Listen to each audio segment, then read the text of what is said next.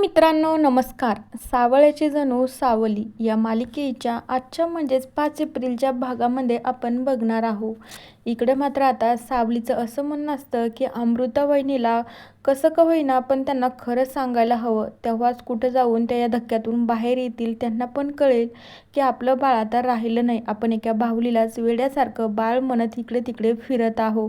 पण आता त्रिलोत्तमा, सारंग, बाकीच्या घरच्यांना असं वाटत असतं की हे जर सांगितलं आणि अमृता वहिनीने जीवाचं बरं वाईट जर करून घेतलं तर भलतंच काहीतरी होऊन बसेल, म्हणून मात्र ते कुणाला सांगत नसता. अमृता मात्र त्या बाहुलीला तिची छकुली म्हणून घरामध्ये इकडे तिकडे फिरत असते, तिची काळजी घेत असते.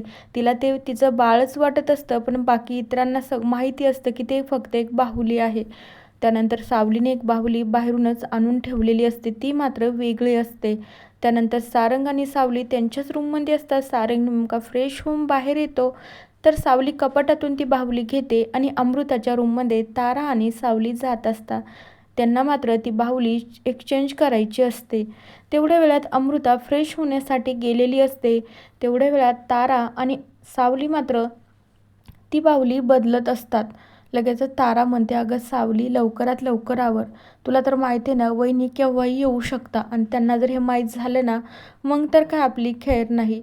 त्यानंतर सावली म्हणते, हो हो तारा मॅडम, मी लवकरात लवकरच बदलते बरं का.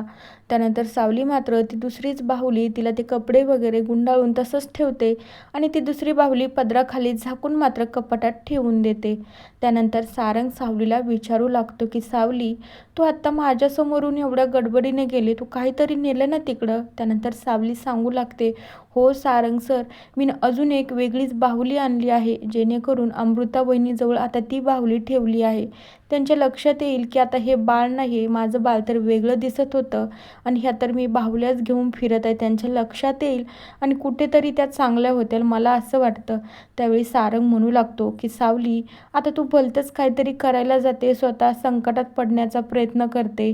आता जर तू हे सगळं केले आणि अमृता वहिनीला जर हे कळलं, त्याने जर त्यांच्या जीवाचं बरं वाईट जर काही केलं, तर याची जिम्मेदारी कुणावर घ्यायची? तू घेशील का जिम्मेदारी? सारंग मात्र सावलीला हे सगळं बोलत असतो.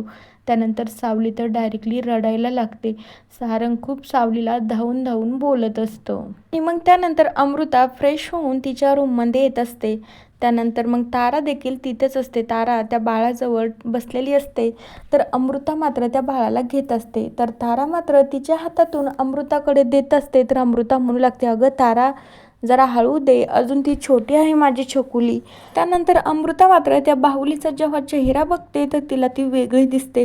त्यानंतर अमृता खूप रागाने ताराकडे बघू लागते आणि ती बाहुली डायरेक्टली फेकून देते. त्यानंतर मग अमृता म्हणू लागते, तारा, हे सगळं काय आहे? तुला कळतंय का तू काय केलं आहे? तर माझी छकुली कुठे आहे? हे तर माझं बाळ नाहीच आहे. माझं बाळ वेगळं दिसत होतं, माझी छकुली खूप छान दिसते. हे बाळ आता कुणी आणलं आहे? खरं सांगा, ही तर बाहुली आहे ना? अमृता खूप मोठ्याने चिडचिड करत असते. त्यानंतर सावली, सारंग आणि त्रिलोत्तमाला पण हे माहिती होतं की अमृताला सांगण्याचा प्रयत्न कुणी केला असेल. त्यानंतर आता हे सगळं तर त्रिलोत्तमाला माहिती असतं हे सगळं सावलीनंच केलं असेल, कारण की तिच्या घरामध्ये म्हणत होती की अमृता वहिनीला सगळं सत्य आपण सांगून टाकूया. त्यानंतर आता त्रिलोत्तमा म्हणू लागती की आता खरं खरं मला सांगायचं आहे की हा आगाऊपणा कुणी केला आहे? काय गरज होती अमृताजवळची बाहुली बदलण्याची? मी तुम्हाला किती वेळेस सांगितलं आहे की घरामध्ये ना असा उगीचा आगाऊपणा अजिबात करायचं नाही. मला जेव्हा वाटेल ना तेव्हा मी अमृताला सगळं काही खरं सांगेल, पण त्याला योग्य वेळ येऊ द्यावा लागेल. मग सारंग सावलीकडे आणि सावली सारंगकडे, तर त्यांच्या मधामध्ये तारा देखील घाबरून जाते. तर मित्रांनो, बघूया उद्याच्या भागात काय होतं. तोपर्यंत या मालिकेच्या पुढील भागांच्या अपडेट्ससाठी आपल्या चॅनलला सबस्क्राईब करा. So bye.